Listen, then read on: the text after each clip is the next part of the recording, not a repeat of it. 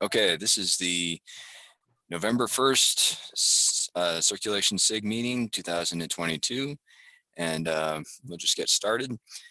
And I don't really have an agenda.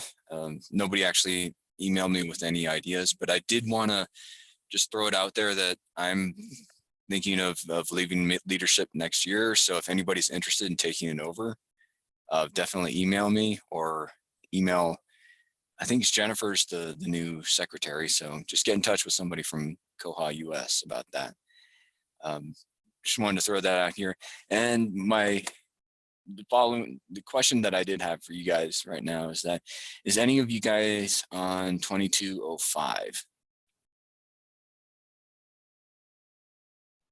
My test server just got upgraded to 2205, so I've been poking around at it a little bit, but I'm not not using it yet.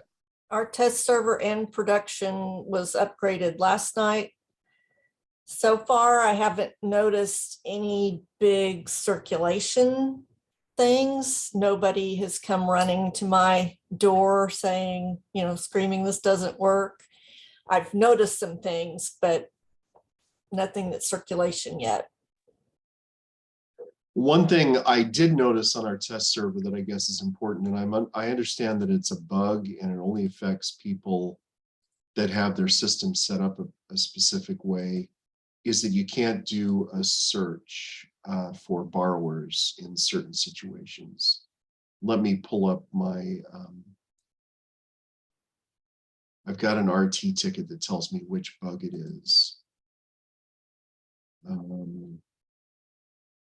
Patron search causes internal server error.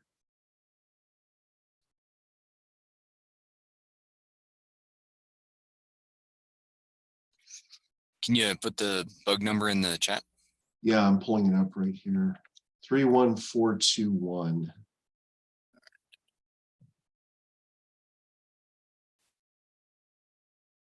So this affects us because we have which system preference is it?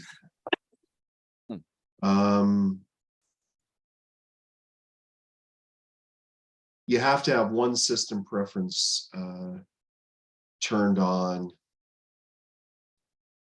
And I'm trying to look and see which one it is.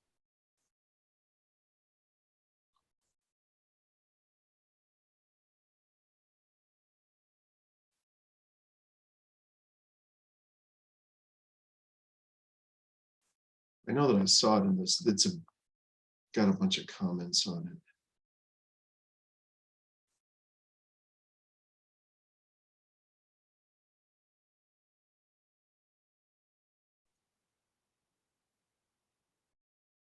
But essentially, if you have some borrower categories that are only visible at some libraries, then searches will fail if they have any results that have those borrower categories. So if I'm logged in like if I'm logged in at like Highland Community College, they only have 4 borrower categories that they can use, but then there's like 20 other borrower categories. So if they do a search for like Smith, and they don't have any, and there's a result for a Smith that isn't one of those 4 borrower categories at Highland Community College, then the search will return an internal server error because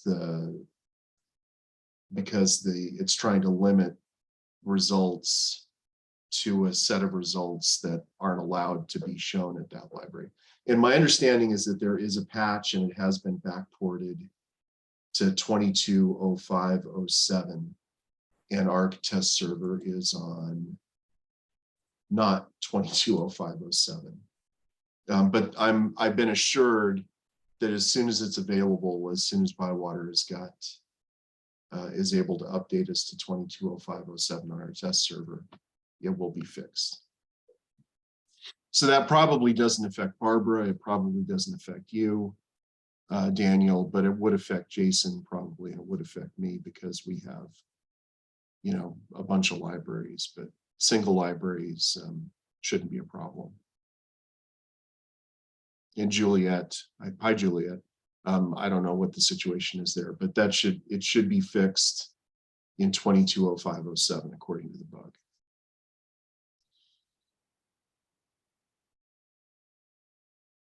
But that was kind of a pain when I logged into the test server. And the first thing I do is I search for Williams and, you know, internal server error, like the first thing that I did on the test server. Well, my first problem with the test server is they told me it had been updated, and then I logged in and I got the web installer page. I said, are you sure it's finished updating yet? And then they said, okay, try it now. And then I tried it now. And then like 5 minutes later, I'm saying, I can't search for, if I search for Williams or Smith, I get 0 results. Oh, that's interesting. Well, for those who joined recent, just a minute ago, we were talking about any new things you've seen in 2205. And George found a bug, so congratulations on a quick find. Well, I found it, but it had already been, somebody was already working on a patch by the time I found it. So Nice. So I was thinking about the recall feature. I was wondering if anybody played with that. I don't think my test server has been updated yet. I haven't heard anything. if you're a Bywater customer, I think they said everybody, all of their Bywater test servers were going to be updated at a certain time. It probably has, but they probably sent the notice to my other email. So Could be. yeah, I'll play with it when we get off, but I looked at it a little. I didn't turn it on our test server, but it sounds like it's more focused towards academics than publics, because it sounds Yeah. like the whole point is like the patron requests that you get that book back so that they can have it. So it's like, I don't know that it's practical for our use case, but I haven't dug into it too deeply. I've worked at libraries that do recalls, and there are mostly academic libraries, and I don't see any point in doing that in a public library setting. Right, because the hold's basically doing the same thing in Yeah. our setting. It's You know, when demanding it back so that it can't be renewed or whatever. when I worked at the University of Idaho Library was the extreme one, because faculty there could check out things till the end of the school year. And so if you go to the library and you don't find something on the shelf, you would just put a request in for it, and that would automatically be a recall. And if a faculty member had it, they would get a notice saying that this needs to be returned. Somebody's requested this and you've got 2 weeks. And if it's not returned at the end of 2 weeks, the fines were like $1 a day. Our faculty For just recalls. completely ignored that. It was Yep. just, yeah. Yeah, they totally ignore it. And that's why the University of Idaho Library had $1 a day fine. And then that usually, you know, when they got a $50 fine from the library, they would say, oh, I guess maybe I should take it back. So we there were, were, yeah, it's not something we need at a public library. I was just curious about it because when I was at Stanford, I was the person that had to do the recalls for the professors, and we had to waive certain professors who wound up with fines that amounted to a small car.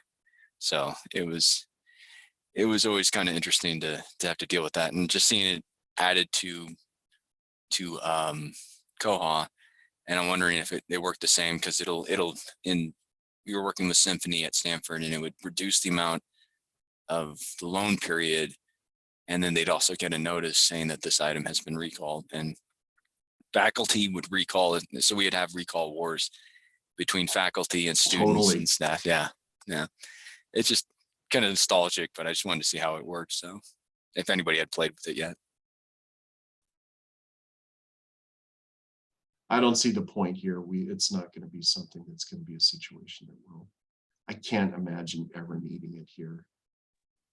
Even with like high use materials, like recently released movies and all that jazz.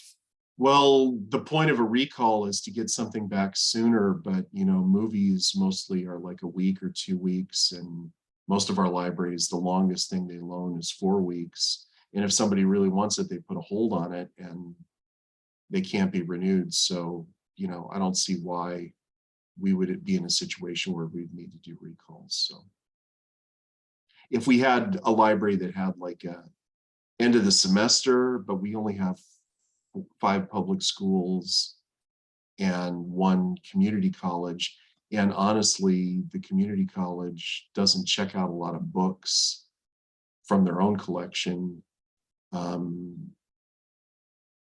You know, I just don't see a need for it here.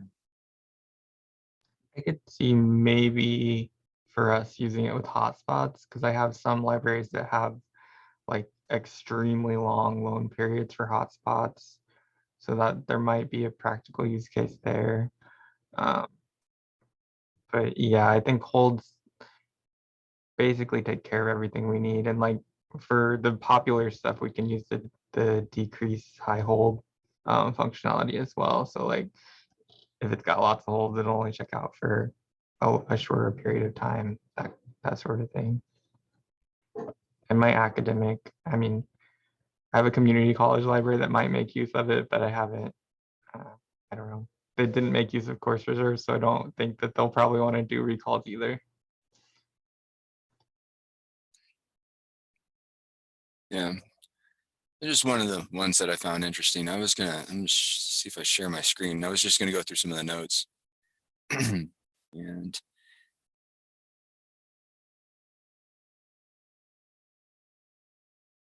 so we don't usually use we'll allow exporting and circulation conditions as a CSV or spreadsheet. Let's see how that's useful. I mean, What do they mean by conditions? let's take a look.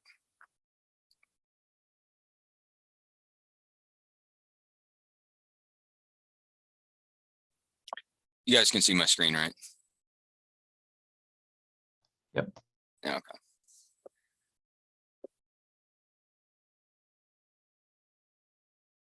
I think they're talking about the circulation rules. Yeah, I think That's you're an right. old bug, yeah. Yeah. So it's just turning that into an exportable data table. That's I don't know. handy because I wrote a report to do that, and the report has to be updated anytime a column gets added to the circulation and find rules. So Hey, that's nice. I approve. I agree. I like it. I think it's more of an admin than a circulation thing, but you know, maybe I'm splitting hairs.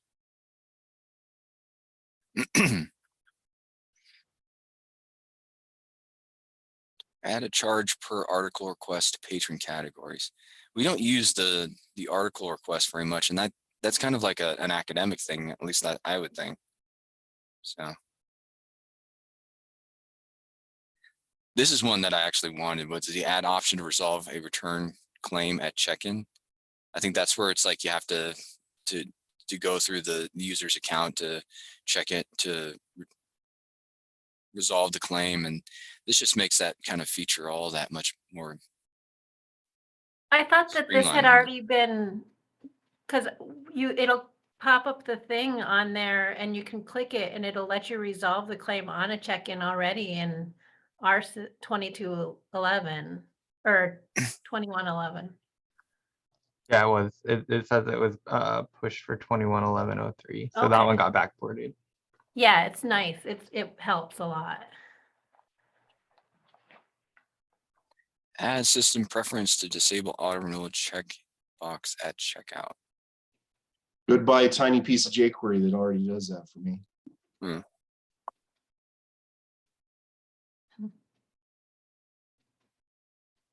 No, I think we don't even do that, but I'll check on the test server to see what that looks like. But Well, right now, if you have auto renew turned off, if you don't have auto renew turned on, there's still that in the check-in, in the checkout settings, there's still a little checkbox there that says auto renew.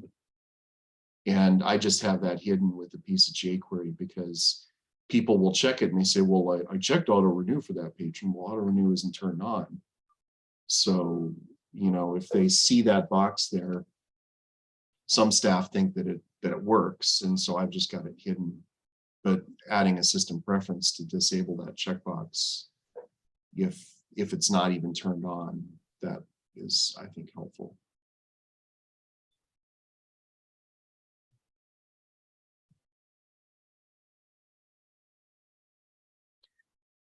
yeah, the circulation bugs were a little thin this time around, but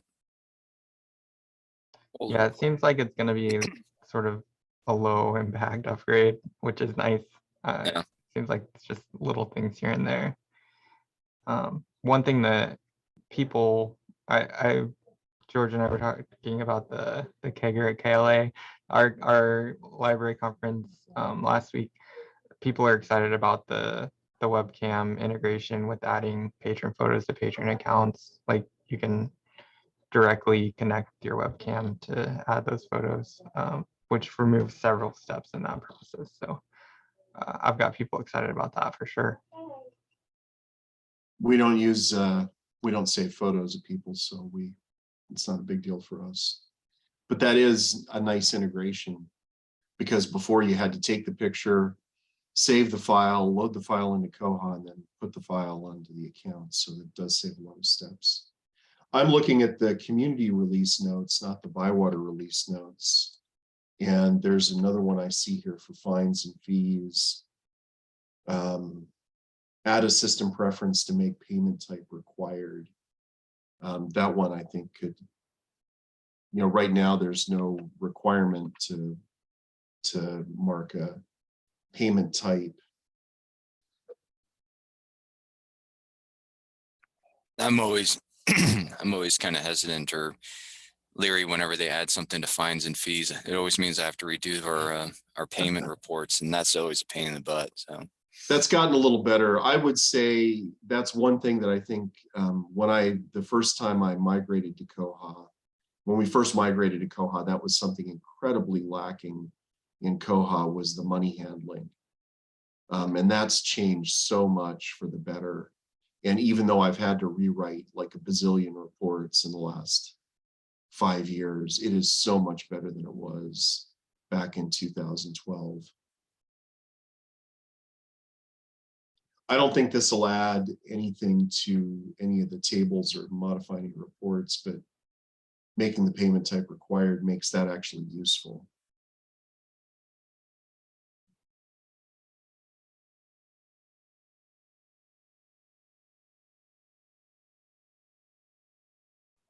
anybody else knows any interesting changes coming up? And interesting circulation changes in 2205 that are coming? Sort of tangential because it's not circulation but reports. I noticed that like if you put a borrower number in a report now, it generates those links to view the account and that sort of thing automatically when it's got like a little drop down arrow and you can view the account or edit the account, or same thing with item number. So that's kind of handy because that's written into a lot of reports already for us. Yeah, I've got a lot of reports where I write the HTML to link to a borrower account, and that changes that a lot.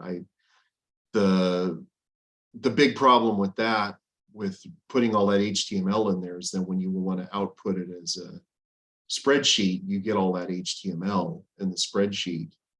And by having it just be an automatic thing, it means that you don't have all that HTML when you print one of those reports or output it to Excel or something else. That's real nice. I also saw this improved display of notices and patron details. I'm kind of curious to see what that's going to do. Well, I'm looking at one here that there's a bug for real-time holds queue update. The improved notices one is nice because it pops up the notice in a modal instead of having to, kind of scroll through it. And so it's just a nice presentation, better, I think. Yeah, I kind of skipped over the holds queue thing because I've got real love-hate with that tool. I keep getting circulation or material handlers coming to me and saying, can you change the coding on this to make it work this way? And I'm like, no, this is hard coded, can't do that. But I can't give you a report that does that. And they don't want to use the report. They just want to use the holds queue. So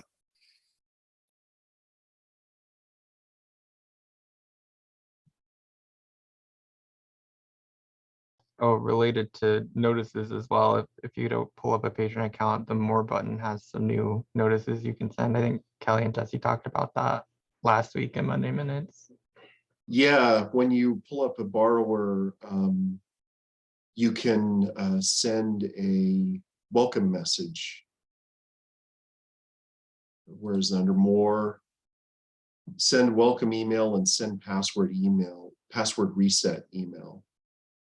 So instead of when somebody comes in and they say, I need to reset my password, you, instead of telling them, go to the OPAC and click on the link that says forgot your password and then enter your email address and your other thing, and it'll send you one. You can just click a button and say it's in your inbox. And the same is true with the welcome mail. You can send an email instantly. I can see that being used a whole bunch of different ways, but there's also one here that says manage the patron's API keys. So about those new notice emails, are they automatically generated, or is this something you have to set up on your end? I'm just thinking about the workload once this the upgrade. There's a default template, I believe. There's a let's see. Let me go to tools.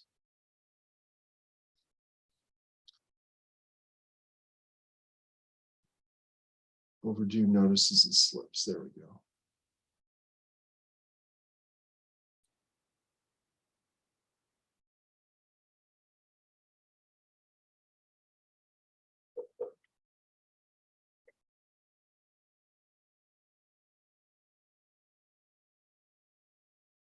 See, the existing welcome email is called account details, and there's a new one called welcome notice. And the welcome notice is the new one. And it's all written in Template Toolkit. So hooray, you get to learn Template Toolkit if you don't know it already. Oh, I've dabbled, but it's going to be fun. Yeah. But it's a pretty basic message, and it shouldn't be that hard to modify. What was the other one? Is reset. I think that must be, there's a new notice for that too. The old one is called password reset, and the new one is called staff password reset. And so for my purposes, it's probably best to just make them the same if they can be made the same. So. Yep, they mentioned the new welcome email in the patron category. So Yeah. here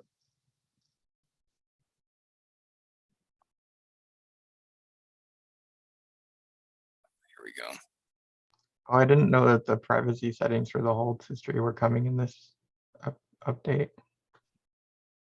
Yeah. I knew about that because we paid for that, I believe. So if this will allow us finally to turn on the patron's hold history in the OPAC so borrowers can see their holds history. But they'll also be able to delete their holds history and use the privacy settings to make it whether or not their holds history is saved or not.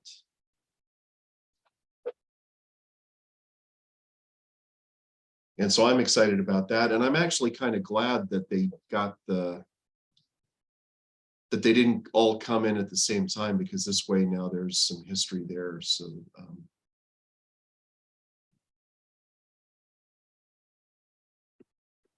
Is it, I'm just poking around now.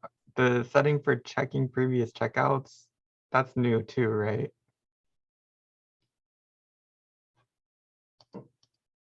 there's a system preference that's been there for a while called check previous checkouts. Right. So now on each individual patron's account, there's a drop down that says inherit from settings. Yes, if settings allow it. No, if settings allow it.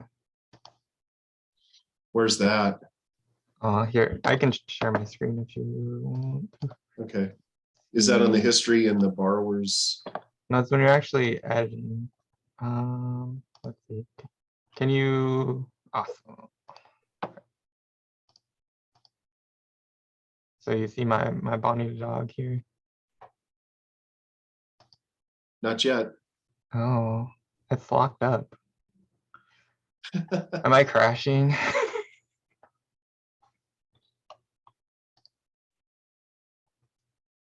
Let me try again.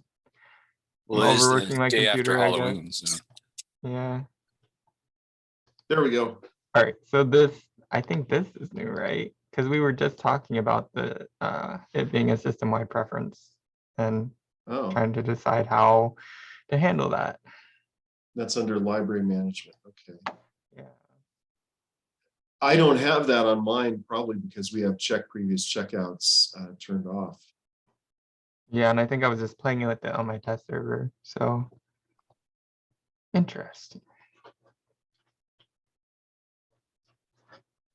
so Oh, we What have that are the actually options? Check for previous checkouts if settings allow it.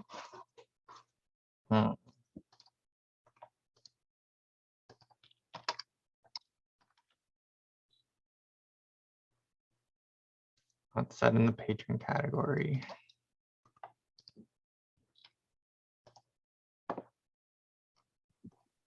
So that was a staff patron.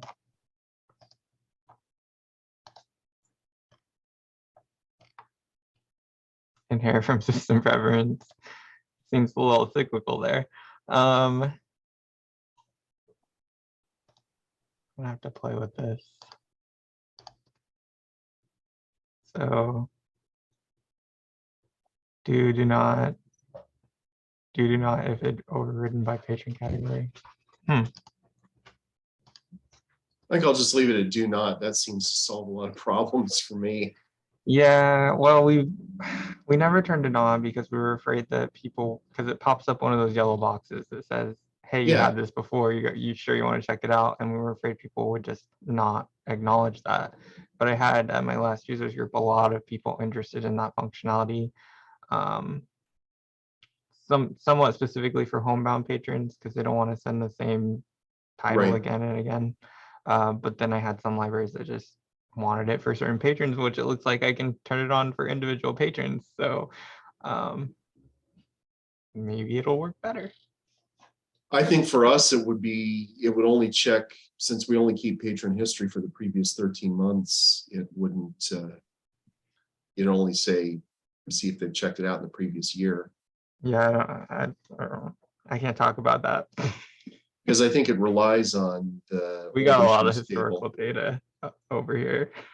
So Yeah, I think it relies on old issues, and we purge old issues after anything that's been in old issues for more than 13 months, we purge.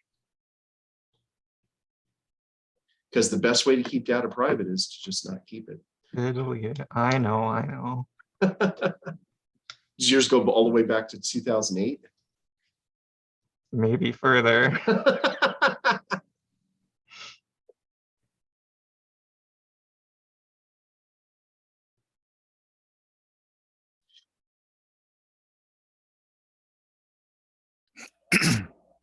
they add ability to trigger a patron password reset from the client. That's pretty cool. Is that the emails you guys are talking about or the notice? Yeah.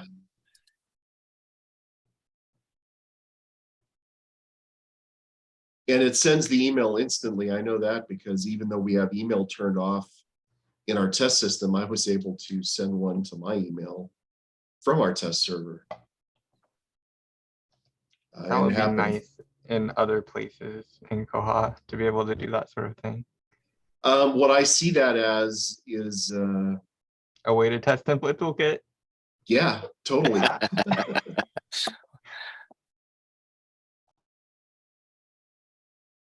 I've been using the print overdue message to test template toolkit things, because that will let you use a lot of template toolkit commands, and you can change it and reprint new ones again and again and again and again. But this will actually send an email out, so that's kind of cool. Yeah, I'm a fan.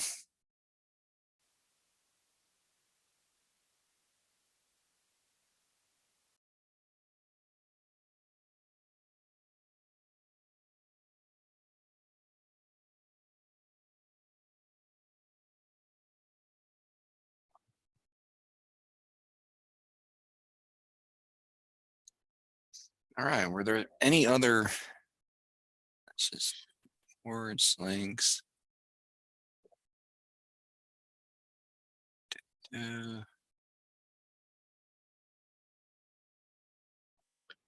Here's one that sounds interesting. Show patron category in holds queue.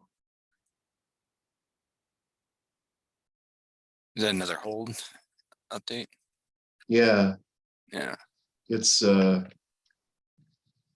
put the link to the bug in the chat box. It shows the code. That's kind of ugly, but I guess it's better than not having it there at all. So like instead of, I guess it shows both.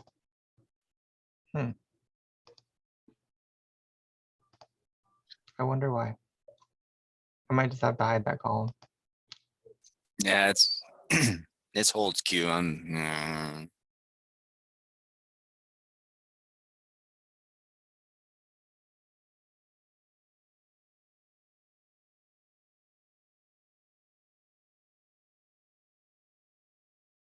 guess it would be handy to have it say it's for staff or not.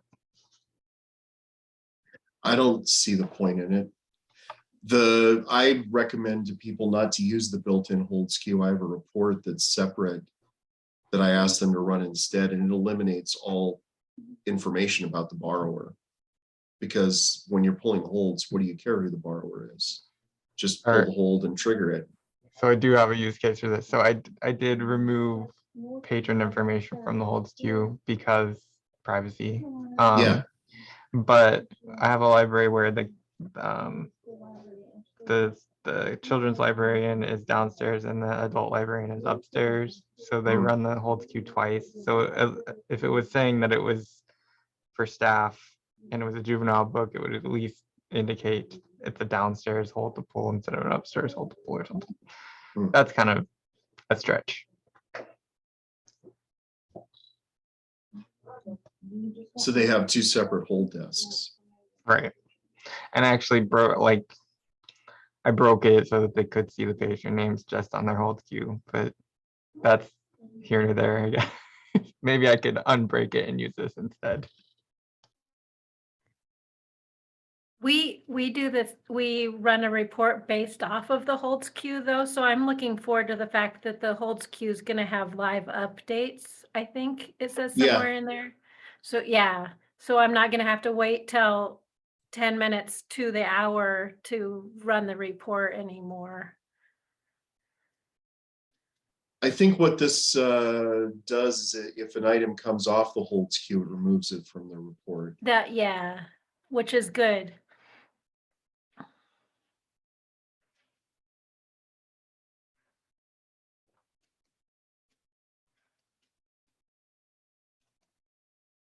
And it looks like you can turn it off if you want it to only do it once an hour. Yeah.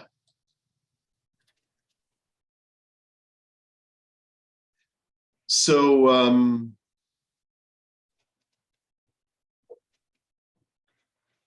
one thing that didn't get really discussed, I think, in the last upgrade is there is the circulation desk feature now, Jason. Would that help with your holds issue? Because that really seems to be what it's built for. I guess it works if the staff places the request, but not if the borrower does, huh? Yeah, and I hadn't dug into it. It seemed like it would just add an extra layer of complexity, but it's on my to-do list because I've had requests for the point of sale thing to be turned on, and I think that all ties together too, the cash registers and the circ desks, and I'll get there someday. I was hoping that the circulation desk would be recorded in the statistics table or the issues table, but it isn't. It seems it's only linked right now to the reserves table.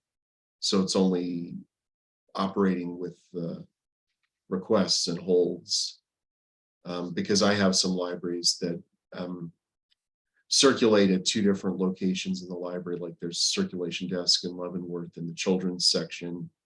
And then there are 3 circulation computers at the main desk, and they would kind of like to know which one's getting used more.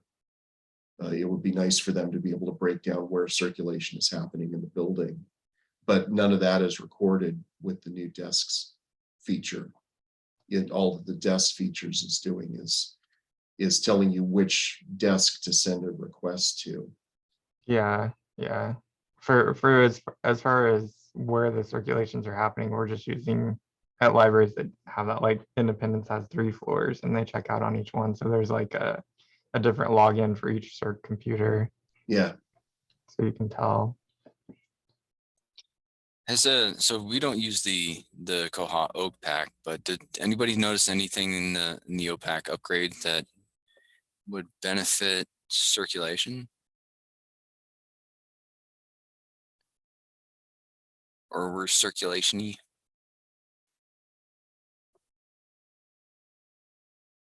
Actually, I've just scrolled down there and I haven't looked at any of those yet. And the first thing I see is make it possible to configure the mandatory patron data differently for the OPAC registration and the OPAC modification.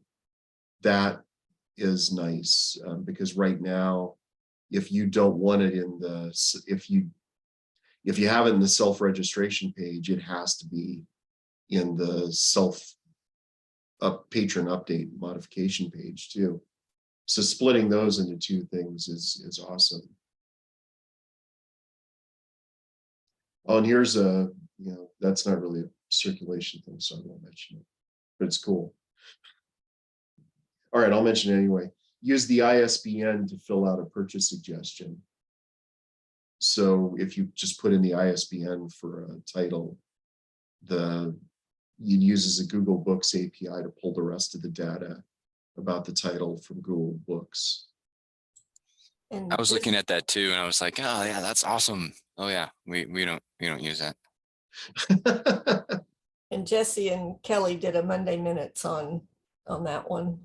I haven't seen that Monday Minutes yet. It must have been. It must have been a couple weeks ago.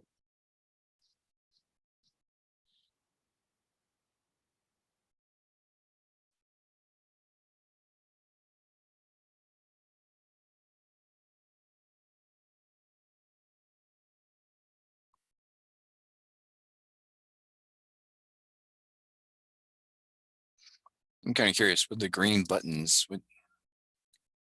Where are the green buttons used?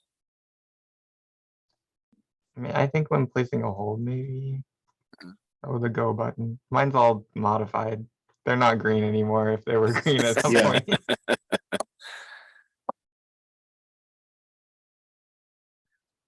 It looks like the date picker is changing on a couple of OPAC pages from that old date picker to flat picker,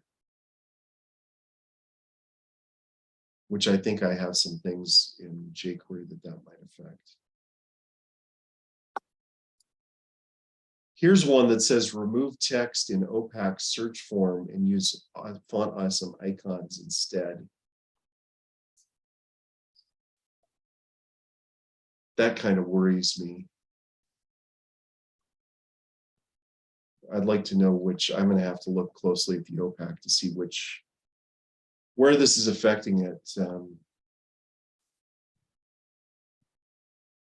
I like icons for some things, but when you go to a site and you don't know what the icons mean, like, do I click on the banana or the squash or the happy face?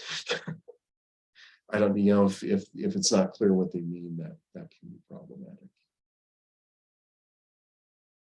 Oh, it's so like the main search bar right next to here. Do you want me to just show you? This would be easier. Sure, that'd be awesome. That Yeah, way I let don't me- have to remember my test server's OPAC address. There you go. It's all yours. All right, let me get a window up here.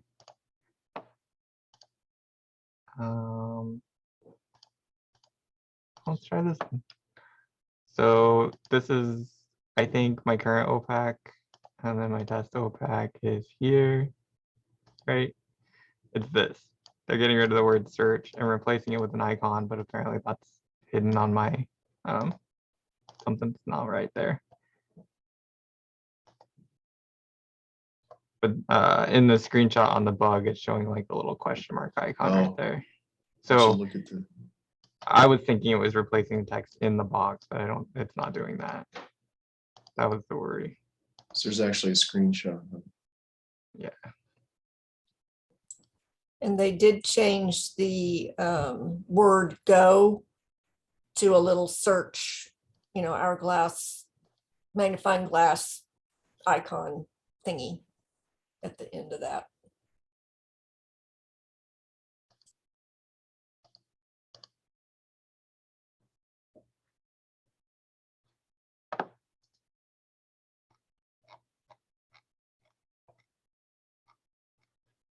Those are things I wouldn't have noticed if we hadn't pointed it out here.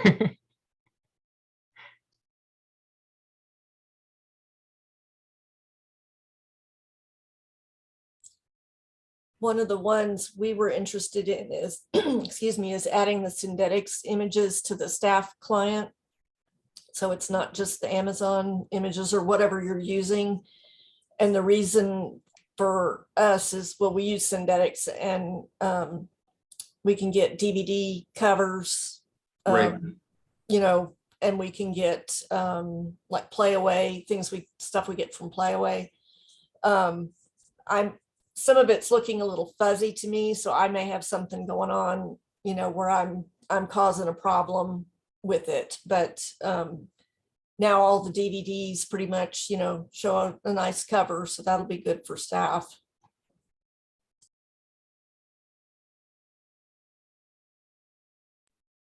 Do you have to enable that, or is that already turned on?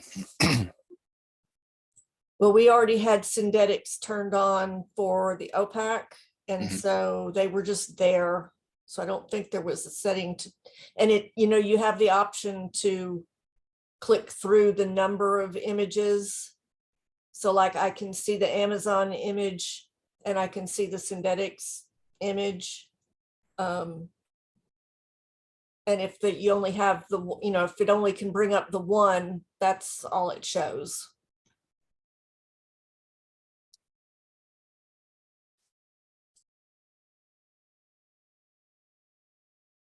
And you have to pay for synthetics, right?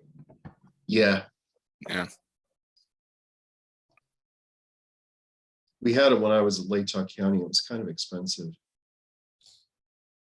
Ours isn't too bad. It's better than Content Cafe from Baker and Taylor. So am I supposed to say that on a record? Oops. You can edit that out, right, Jason? Sure. I don't have anything better to do.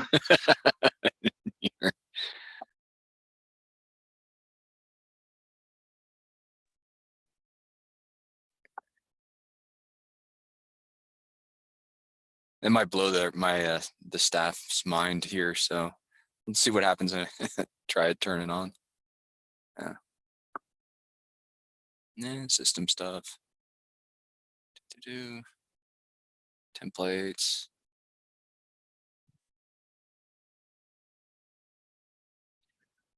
Well, actually, here's one I like in the bugs fixed. Auto renew digest still sends every day when renewals are not allowed. We've been looking at possibility of turning on auto renewal, and if something doesn't renew, the message keeps getting reset. And that was an issue. Lucas has been fighting that for me for like 2 months now, because we did turn on auto renew for one library in a testing situation, and it's really frustrating because it's like, hey, your item renewed, and then the next day it's like, hey, your item didn't renew. But I shouldn't have tried to renew anyways. So at this point, I think the notices aren't even sending when it renews, but maybe that's a good thing. I don't know. We're still working on it, but this will fix that, I think, for sure.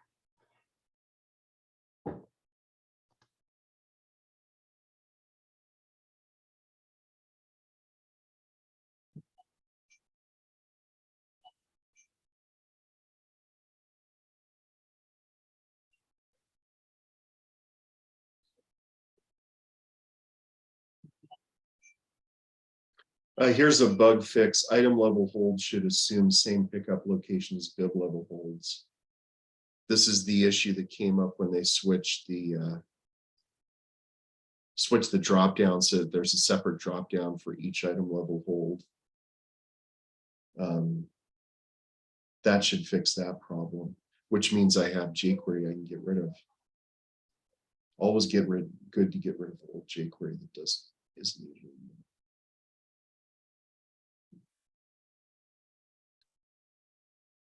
Does this actually, this overdue email, does this fix that, that bug where it will try and send an email, then it will fail and it'll try and send a phone notification, then fail, and then it'll send a print notification? I don't know. 2W76.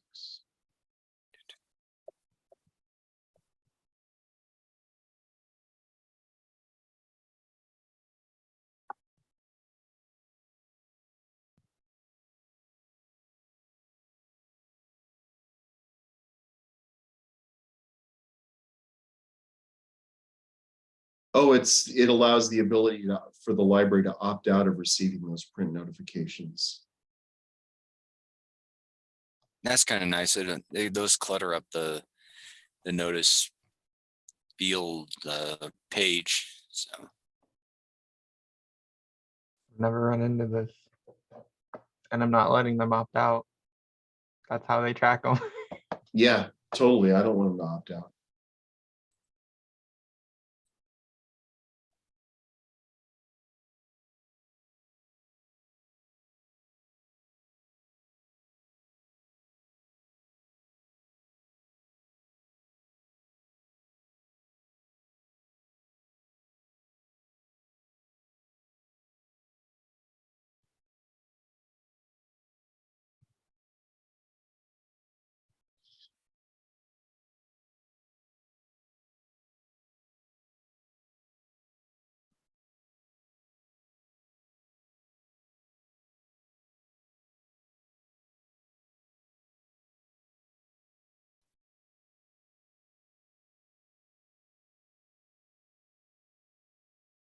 that's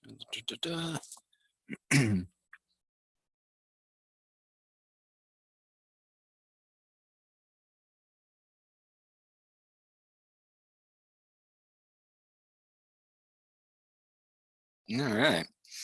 Is there anything else on there on the newer bug fixes that?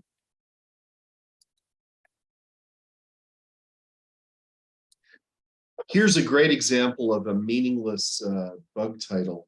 Guided reports.pl has a problem. Guided reports.pl has lots of problems.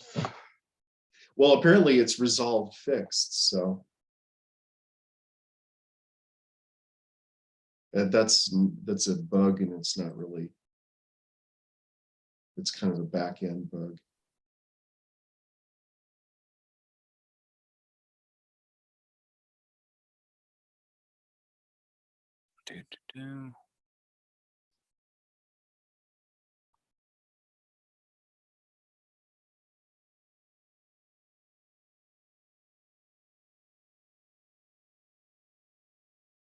Yeah, I kind of wish our staff made more use of our lists, but nah.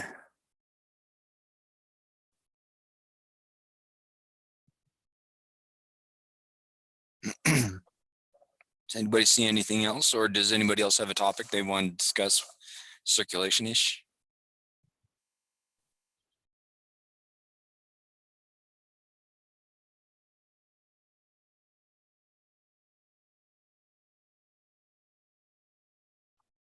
I have a bug that causes a circulationist nightmare, so I'll put that Uh-oh. in chat.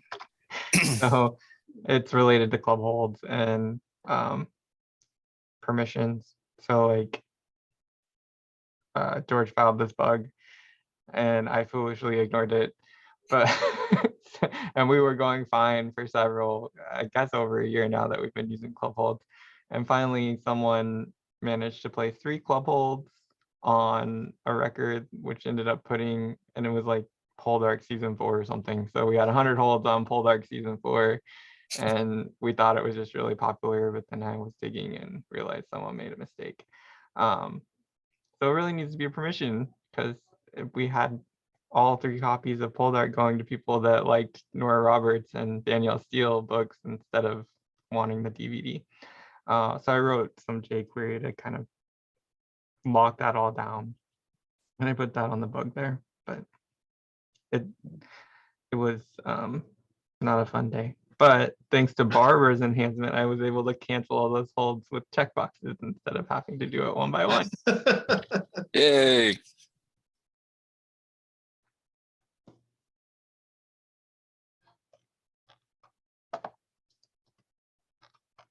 And then I guess this is sort of related to one of the upgrade things, and I need to check it after the upgrade or check it on my test server. But since the patron modification and patron self-registration are tied together and basically the same thing, I filed this bug a while back where, like, if you're using the email address to prevent them from registering, it also prevents them from being able to request modifications.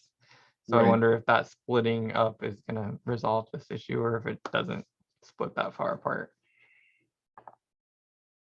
I don't know. That's something I haven't checked on our test system yet. So something to talk about next month. Has anybody heard when like non-early adopters are upgrading yet? They haven't said anything to me. I haven't heard anything yet either. My guess is it's going to be like the when's Christmas? Christmas is the Well, 20. It's a long weekend. My guess is it'll be like the Wednesday before or something like that. Oh, so the email they sent out yesterday about training said that they do the webinar and then they do the like town hall follow-up, and the town hall follow-up thing is in January. So I'm assuming they're not going to start production upgrades until after that, but I don't know for sure. That's what I was January thinking sound. too. Yeah. Someone in Bywater Slack said December. Okay. So like George said, right in the middle of the holiday season. Probably. Okay. January sounds awesome to me. Maybe early adopters are going in December. I don't know. Well, Barbara's already there. It's November. That's true. I'm hoping for January. Fingers crossed. Or maybe I could actually ask them. So Yeah, Yeah, I actually tell them, I always give them a date. I say, this is the weekend I want to do it. Because we have a policy that says we do at least 3 trainings before an upgrade. And if they don't do the training until November or December, I can't be trained and then have enough time to do training. So I always give them a date. They work for us, not the other way around. There's the link to the webinars. I haven't signed up for one yet, but if you scroll down to the Q&A one, it is January 11th. So that's where I was getting my information. yeah, I have a group that's working on the upgrades, and we go through the notes and the webinars and see what's going on, if anything, if there's any new training that needs to be created. But that's why I'm hoping for January, because the Q&A is where we get to pick the brains. So Yeah, I am the group here, so.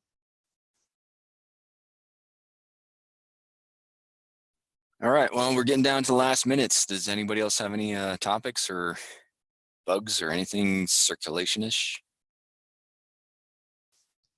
So I think that this is probably the right forum to talk about koha-ILL as well. Does anybody besides George use share it autographics at all in relation to interlibrary loan?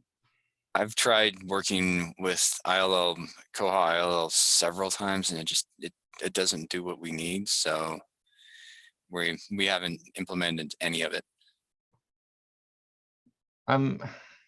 We haven't either, but we're getting so many more libraries right in this area on Koha, so it might be something that we could do as far as just sharing materials from short distances between libraries, but I haven't done anything with it. Yeah, well, we looked at Koha to Koha here, and I think that it's going to be too complicated. But they talked about at that ILL town hall about developing new backends. So our statewide system runs on Share It. So the idea would be that we hook up to Share It, and then everything's still happening within Koha. Like they're generating their requests and filling requests in Koha, and then it's going out to that second software and doing all the stuff in the background, basically, to smooth out workflow. So I just wondered if anybody else had that sort of set up, because I think we're gonna at least engage with AutoGraphics to see if it's possible to even set up that sort of backend or not. And Texas uses OCLC Navigator, I guess, for ILL. So I just wondered, maybe there's someone else out there watching the recording thinking about doing the same thing, and we can collaborate. But we need to get our little Kansas group back together and talk about it, I think. Yeah, we need to get together, like an actual get together. I think, is it NEKLS' turn this I lost spring? track during I've the, lost track too during the pandemic whose turn it is to host next. Maybe I should have just offer. CanShare do it, since they've never done it before, right? Or Well, we that should, was, oh, sorry, keep going. or we should do it someplace where I can drive and spend the night in a motel and get away from my family for We a go to few hours. Pueblo again. Daniel could host us all over there. Oh, dude, please, no.